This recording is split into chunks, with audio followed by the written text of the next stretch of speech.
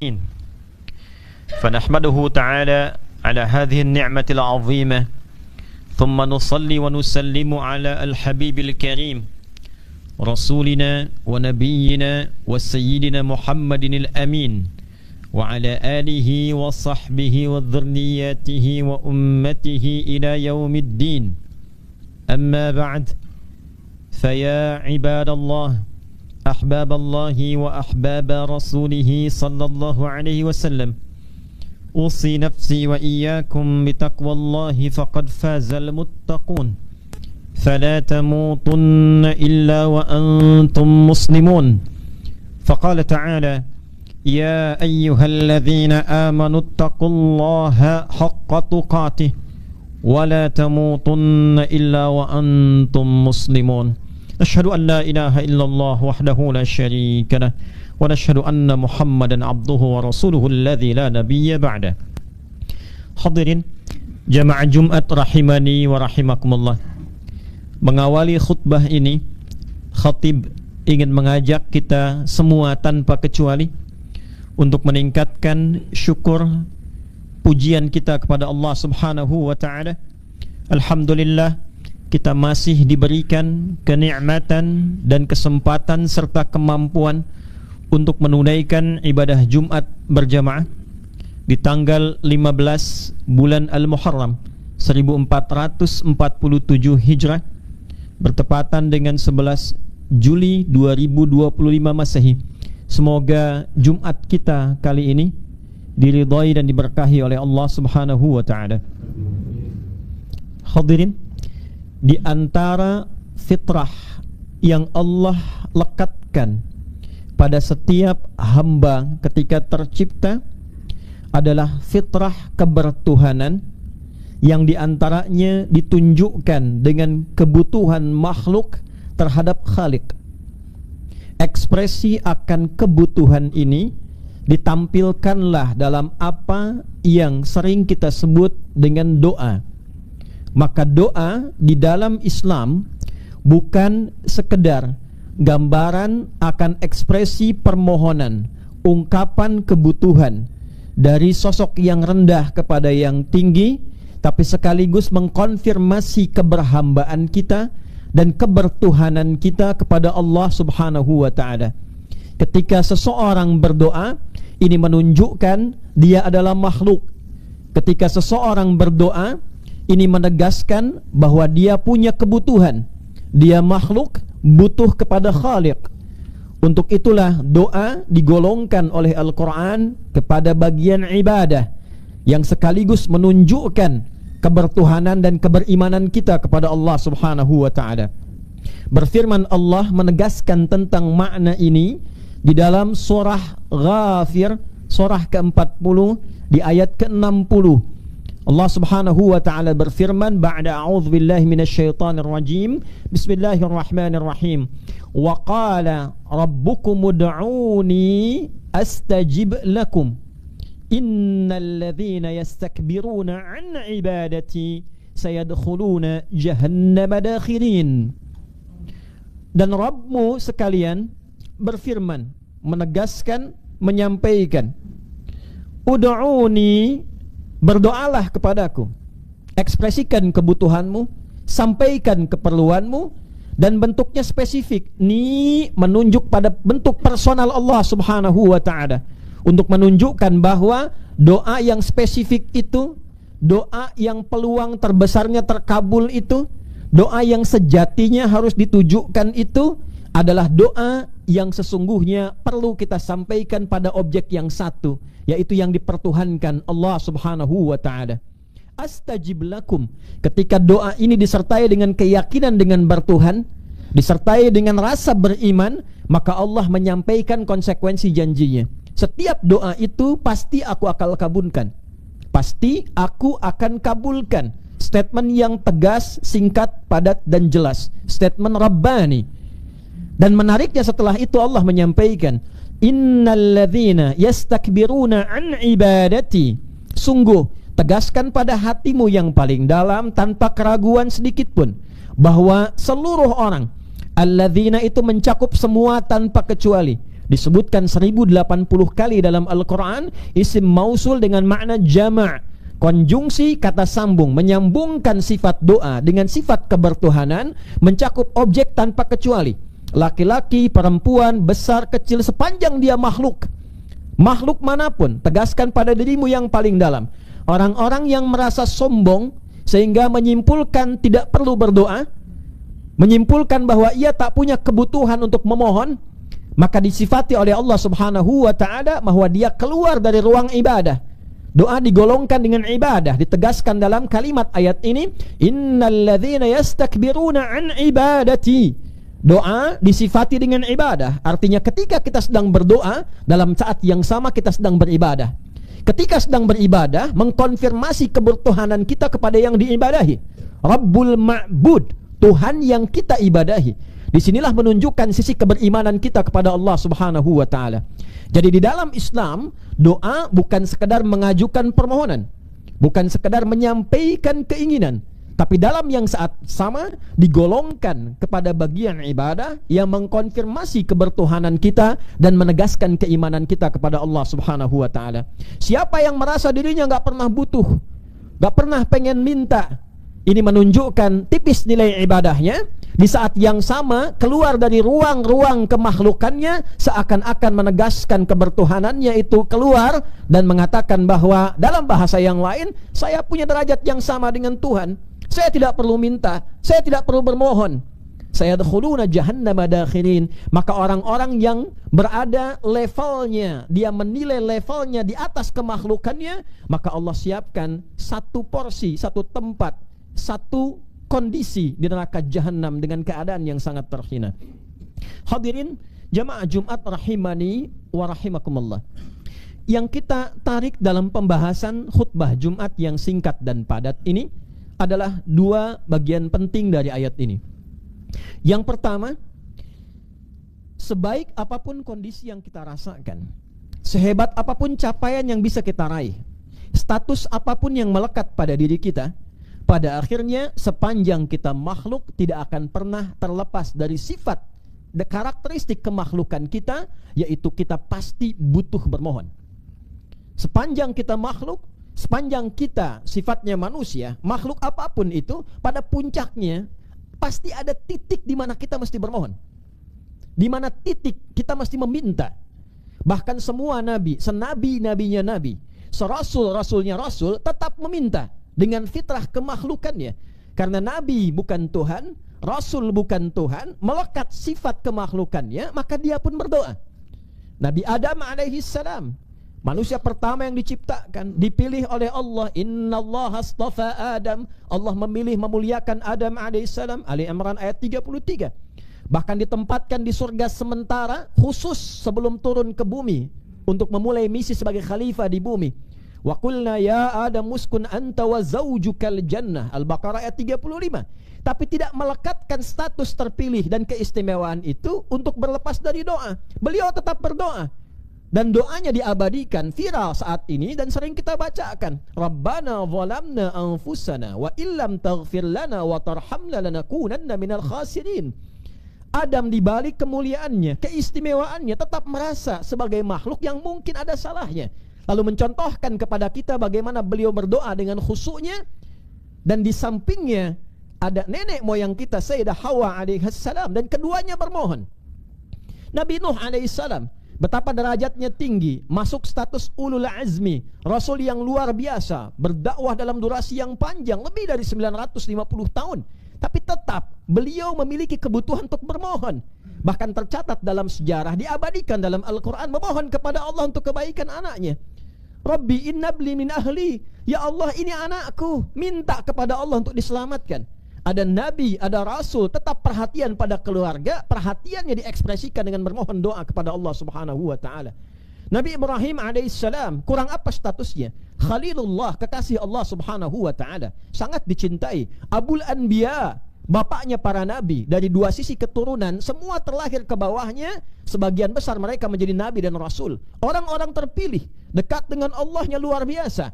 Saat wafatnya, rohnya naik kemudian bersandar dalam tingkat yang tertinggi di langit ke-7.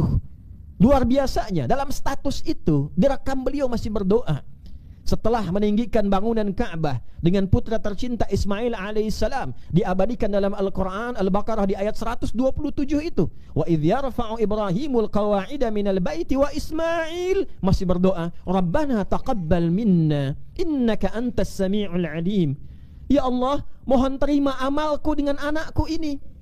Anda bisa bayangkan Khalilullah yang sangat dicintai Allah, dekat dengan Allah, Abul Anbiya, baru beramal, khawatir amalnya belum diterima di sisi Allah, masih berdoa, ya Allah, mohon terima amalku ini, Engkau yang maha mendengar dan maha mengetahui usahaku. Nabi Musa alaihi salam, betapa kuat, betapa hebat yang dihadapi lawan yang luar biasa, satu sistem. Ada Fir'aun, ada Qarun, ada Haman. Dalam kondisi beliau kuat dan hebat, tetap masih berdoa. Diabadikan misalnya dalam surat Al-Qasas ketika kita dapatkan di ayat ke-21 itu, Nabi Musa alaihissalam berdoa, fakharaja minha khaifan yataraqqab qala rabbi najjini minal qaumidh dhalimin. Ketika keluar dari tempat ia diintai itu, ketika keluar dari tempat ia dicari-cari masa itu dalam keadaan khawatir, ya, dan dalam pengintaian itu beliau berdoa kepada Allah, ya Allah, selamatkan aku dari kepungan orang-orang yang ingin menganiaya. Anda bisa bayangkan seorang nabi, rasul masih berdoa. Nabi Sulaiman alaihissalam kurang apa?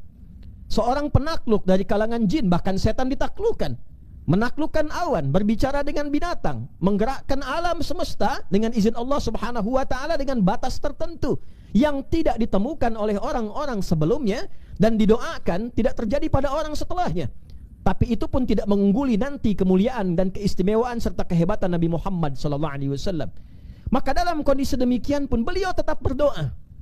Ketika kita temukan diabadikan dalam Al-Quran, misalnya di surat Sad ayat 35, ketika beliau mengatakan dalam ujung senjanya, di puncak kekuasaannya, Rabbighfirli, ya Allah ampuni aku.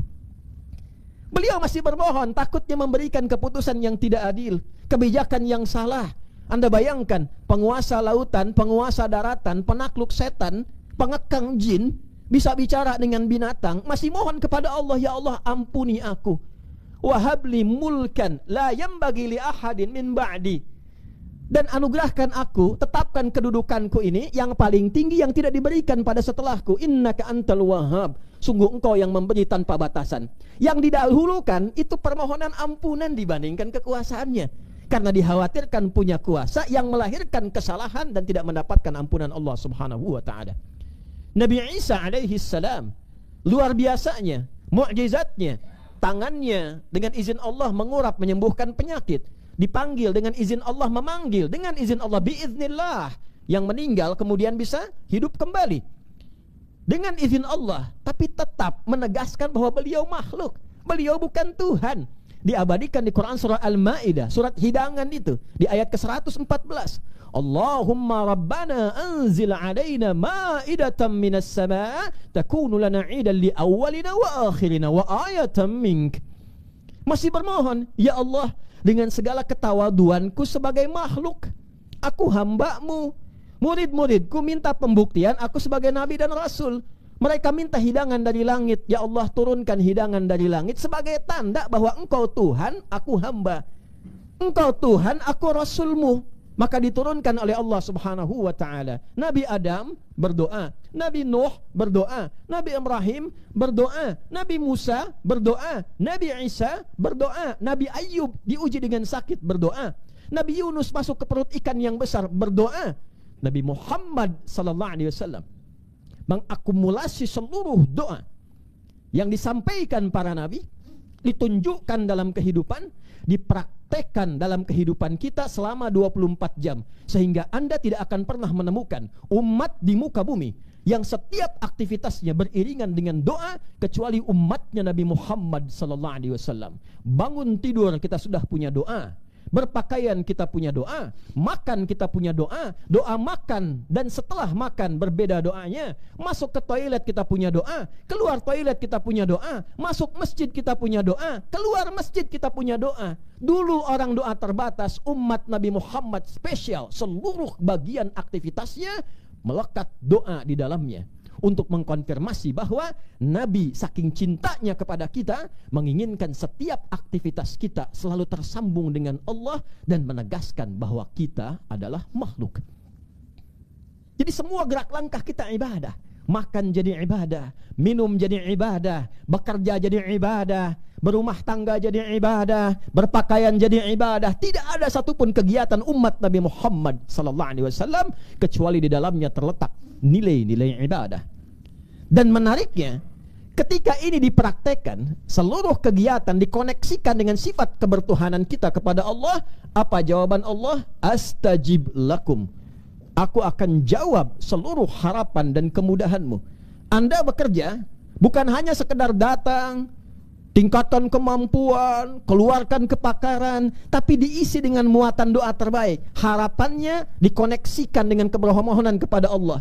Minta kemudahan, minta kelancaran, minta perlindungan, minta kebaikan. Apa jawab Allah? Astajib lakum. Aku kabulkan. Aktivitas kehidupan dunia berupa rutinitas yang diiringi dengan doa untuk terkoneksi dengan Allah, maka berubahlah rutinitas menjadi ibadah. Maka jika semua dilakukan karena Allah menjadi ibadah, ibadah itu jangan dipersepsikan dengan hal yang sempit. Hanya sholat saja, tidak saudara. Hanya baca Quran saja, tidak. Spesial umat Nabi Muhammad, semua aktivitasnya ibadah. Dan rahasia di balik itu bukan ingin membebani kita, ringan. Niatkan karena Allah, makan karena Allah, jadi suami karena Allah, jadi ayah karena Allah, bekerja karena Allah. Kalau Anda koneksikan, apa jawaban Allah? Astajib lakum. Semua harapanmu, semua cita-citamu, selama itu baik untuk duniamu dan akhiratmu, pasti aku jawab. Silahkan Anda cek, hadirin. Tidak ada satupun umat Nabi Muhammad yang ngaji dengan Rasulullah, semua profesinya, kecuali mereka sukses. Anda boleh cek dengan profesi apapun. Yang pebisnis sukses, yang pengajar sukses, yang birokrat sukses, yang karir di militer sukses, karir di kepolisian, kalau istilah kita sekarang Kamtibmas, sukses. Tidak ada satupun sahabat Nabi yang tidak sukses. Semua sukses. Astajib lakum. Sekarang pertanyaannya, sampai kita duduk mendengarkan khutbah ini di Jumat, sudahkah seluruh aktivitas kita menjadi ibadah? Memandang kita ibadah, bicara kita ibadah, mendengar kita ibadah, bekerja kita ibadah. Atau jangan-jangan selama ini semua kegiatan kita hanya rutinitas saja. Lalu setelah kita mendapatkan kesulitan, baru keluar minta, ya Allah mudahkan, ya Allah ringankan. Lalu kemudian Anda menyimpulkan, ya Allah kok belum dijawab juga, ya Allah kok belum terkabul juga. Allah tanya balik, Anda minta itu dengan niat ibadah atau bukan? Minta proyek Anda dilancarkan itu niatnya untuk ibadah atau cari dunia semata? Kalau cuma cari dunia, jangankan Anda, yang belum beriman pun minta juga. Maka yang berlaku bukan hukum Rabbani, yang berlaku hukum kauni. Hukum kauni itu hukum umum yang Allah lekatkan dalam kehidupan, yang bila dikerjakan hukum Allah berlaku. Contoh, Anda kalau belajar pasti pintar. Jadi untuk pintar tidak diperlukan iman. Yang penting Anda belajar serius, Anda pintar. Jangan Anda katakan, ya Allah dia nggak beriman, kenapa pintar? Dia belajar, saudara. Itu namanya hukum kauni. Iman menjadikan kepintaran dibimbing oleh takwa sehingga berkah. Itu bedanya. Itu hukum Rabbani. Anda ingin kaya. Kaya itu pasangannya bukan iman. Anda kerja keras, Anda serius, Anda benar kerja, Anda kaya. Jangan Anda katakan, ya Allah dia nggak beriman, kenapa kaya? Saudara, dia kerja, dia serius, dia sungguh-sungguh. Allah lekatkan kejujuran, Allah lekatkan di situ keberanian, Allah lekatkan di situ kesungguhan. Itu hukum kauni namanya. Maka ketika dia merasa kesulitan pun dia minta, tapi permintaan dia melekat di hukum kauni. Pertanyaannya, ketika Anda mengatakan beriman, apa beda iman Anda dengan permohonan bagi yang belum beriman? Karena itu yang pertama Nabi ajarkan kepada kita, sehingga nanti capaiannya akan melampaui orang-orang yang bahkan hadir di kehidupan tapi dia belum beriman. Anda silahkan cek, bagi Anda para pebisnis, silahkan Anda cek, keluarkan valuasi para sahabat yang berbisnis di masa Nabi, dan cek asetnya berapa dinilai bila sekarang. Itu terjadi.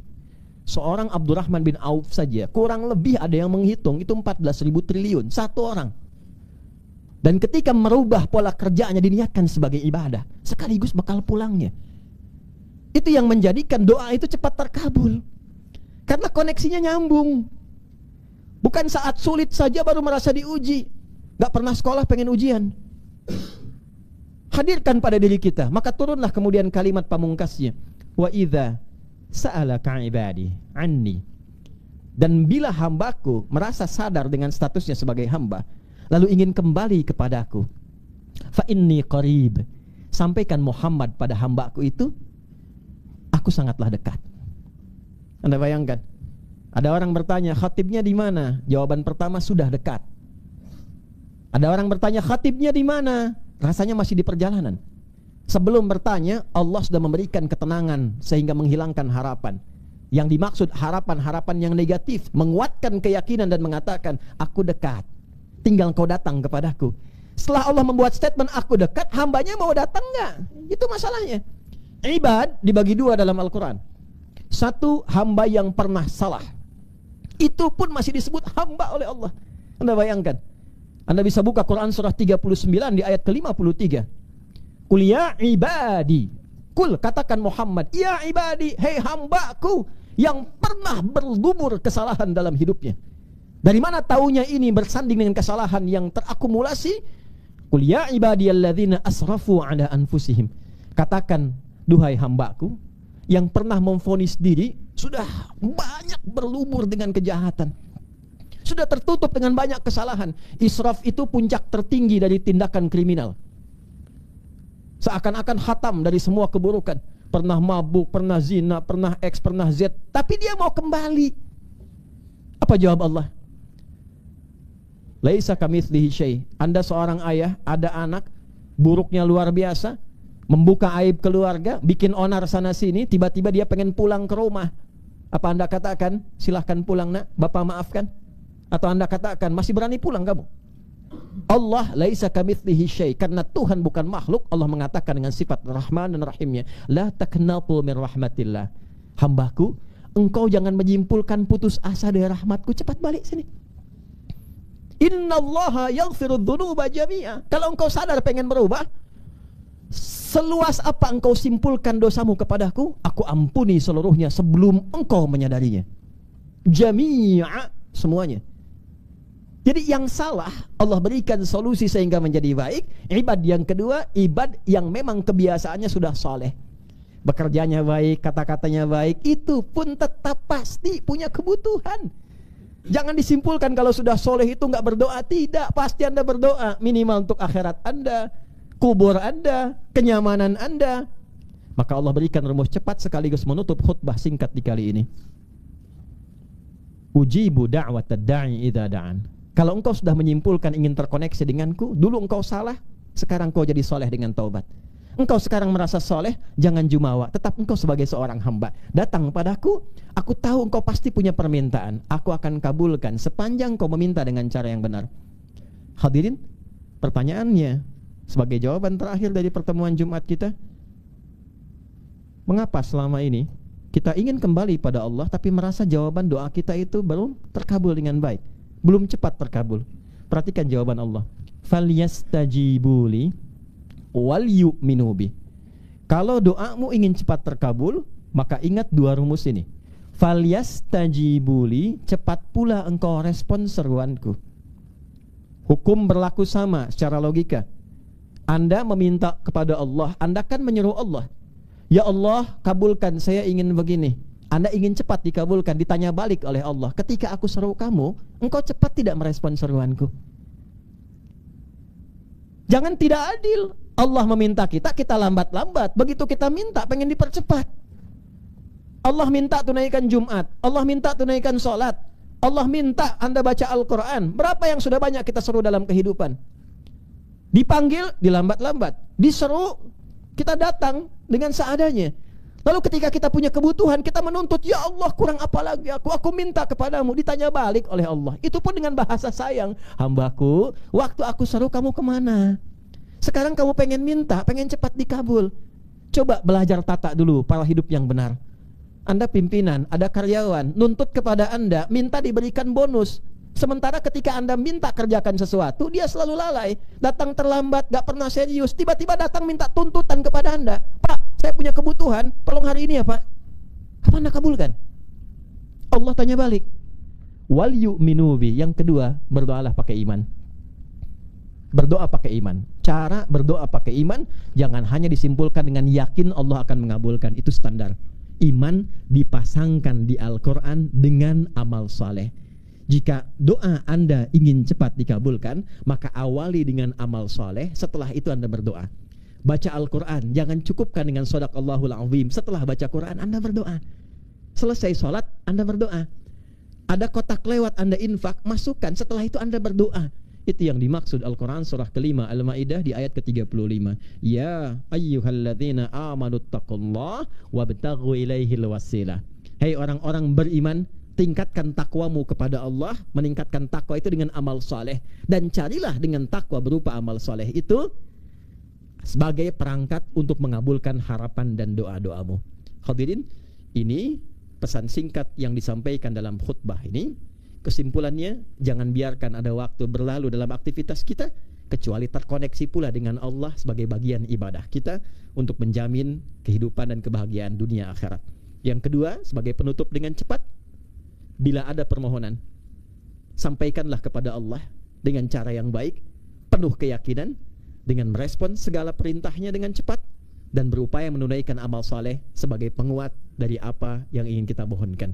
Barakallahu li wa lakum fil Qur'anil azim wa nafa'ani wa iyyakum bima fihi minal ayati wa dzikril hakim wa taqabbala minni wa minkum tilawatahu innahu huwas samiul alim. Ud'ullaha yastajib lana wa lakum jami'an.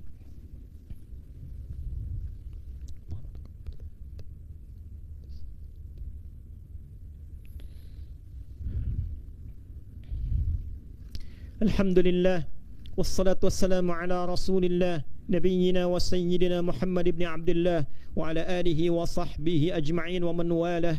Nashhadu an la ilaha illallah wahdahu la sharika lah wa nashhadu anna Muhammadan abduhu wa rasuluhu alladhi la nabiyya ba'dah. اللهم صل وسلم وبارك على هذا النبي الكريم الرسول الأمين نبينا وسيدنا محمد وعلى آله وصحبه وذرياته وأمته إلى يوم الدين. أما بعد فيا عباد الله أحباب الله وأحباب رسوله صلى الله عليه وسلم أوصي نفسي وإياكم بتقوى الله فقد فاز المتقون فلا تموتن إلا وأنتم مسلمون. فقال تعالى يا أيها الذين آمنوا اتقوا الله حق تقاته ولا تموتن إلا وأنتم مسلمون. وقال تعالى إن الله وملائكته يصلون على النبي يا أيها الذين آمنوا صلوا عليه وسلموا تسليما. اللهم صل وسلم وبارك على حبيبك الكريم رسولك المصطفى الأمين نبينا وسيدنا محمد وعلى آله وصحبه وذريته وأمته إلى يوم الدين. اللهم اغفر للمسلمين والمسلمات والمؤمنين والمؤمنات الأحياء منا والأموات إنك سميع قريب مجيب دعوات ويا قاضي الحاجات. اللهم ربنا لا تدع لنا في مقامنا هذا ذنبا إلا غفرته. Ya Allah, ampuni seluruh jamaah Jumat hari ini ya Allah. Jangan biarkan ada satupun yang datang membawa dosa kecuali Engkau ampuni seluruh dosa-dosanya. Wala hamman illa farajtah, jika ada yang datang membawa kegelisahan tenangkan hatinya ya Allah. Wala asiran illa yassartah, jika ada yang datang membawa kesulitan apapun itu angkat dan hilangkan kesulitannya. Wala maridan illa syafaitah, jika ada yang sakit mohon angkat dan sembuhkan penyakitnya. Wala dainan illa qadaitah, jika ada satu di antara jamaah Jumat yang datang terlilit oleh utang piutang, limpahkan rizki kepadanya untuk melunasi utang-utangnya. Allahumma ya arhamar rahimin ati anfusana taqwaha wa zakkiha anta khairum man zakkaha anta waliyuha maulaha. Ya Allah, bersihkan hati kami, sucikan jiwa kami dari penyakit-penyakit yang kotor, dan beri kami kemampuan untuk selalu menjadikan aktivitas kami tersambung kepadamu sebagai ibadah dalam menaatimu. Rabbana ya khairan nasirin unsur ikhwatana fi Palestin fi kulli makanil mubtalin waj'al ahya'ahum mujahidin fi sabilik wa mautahum syuhada wa alhiqna ma'hum fi rahmatika ya arhamar rahimin. Ya Allah, kami bermohon, ya Allah, anugerahkan pertolongan terbaik-Mu kepada saudara-saudari kami di Palestina dan di setiap tempat yang tengah mengalami musibah. Jadikan yang hidup di antara mereka para pejuang yang tangguh, dan bila pun wafat jadikan mereka syuhada dalam wafatnya, dan sertakan kami dalam kebaikan perjuangan mereka pada nilai kebaikan yang Engkau ridai ya arhamar rahimin. Rabbana atina fid dunya hasanah wa fil akhirati hasanah wa qina adzabannar. Wa sallallahu ala sayyidina Muhammad wa ala alihi wa sahbihi ajma'in wa akhiru da'wana alhamdulillahi rabbil alamin. Ibadallah, innallaha ya'muru bil